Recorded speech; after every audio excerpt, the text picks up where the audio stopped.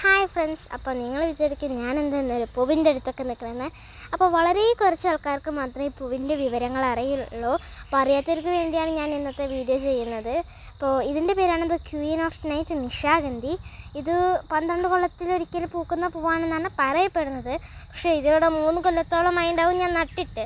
ഓരോ കൊല്ലവും 3-4 പൂക്കൾ വീതം പൂക്കാറുണ്ട്.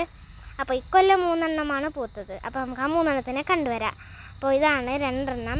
3-മത്തെ അടിയിലായിപ്പോയി. അപ്പോൾ അതിനെ കാണാം നമുക്ക്. ഇതാണ് ആ 3-മത്തെ പൂവ്. എന്ത് ഭംഗിയാണല്ലേ ഈ പൂക്കളെ കാണാൻ. വെള്ള നിറമായിരിക്കും, അതും അതിലേറെ സുഗന്ധമായിരിക്കും ഈ പൂക്കൾക്ക്. ഇവർ രാത്രി മാത്രമാണ് പൂക്കാറുള്ളത്. ഒരു 12 മണി സമയമാകുമ്പോൾ, രാവിലെ ആകുമ്പോൾ വാടുകയും ചെയ്യും. ഇവർ ഒരു വട്ടം മാത്രമേ പൂക്കാറുള്ളൂ. അതിനുശേഷം അടുത്ത കൊല്ലം മാത്രം പൂക്കുകയുള്ളൂ.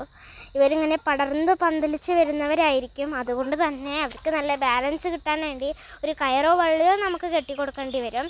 ഇത് ഞാനൊരു ഗ്രോ ബാഗിലാണ് വെച്ചിരിക്കുന്നത്. എനിക്ക് നല്ല ഭംഗിയുള്ള പൂക്കളൊക്കെ ഭയങ്കര ക്രേസാണ്. അങ്ങനെ കുറേ പൂക്കളുണ്ട് ഞങ്ങളുടെ വീട്ടിൽ. അപ്പോൾ ഒരു പൂവുണ്ടായിരുന്നു, അതിപ്പോൾ ഇവിടെ ഇല്ല. അതിൻ്റെ ചെടി ഇപ്പോൾ പോയി. അപ്പോൾ നിങ്ങൾ ഈ നിശാഗന്ധിനെ നോക്കൂ, എന്തൊരു വെള്ള നിറമാണ്. അതും നല്ല രസമായിട്ട് ഇവരെ കാണാൻ വേണ്ടിയിട്ട്. ഇതാവും ഇതിൻ്റെ തുടക്കം. ഏറ്റവും ചെറിയ മുട്ടാവും ഇത്. ഇലയിൽ നിന്നാണ് ഈ മുട്ട് വളർന്നു വരുന്നത്.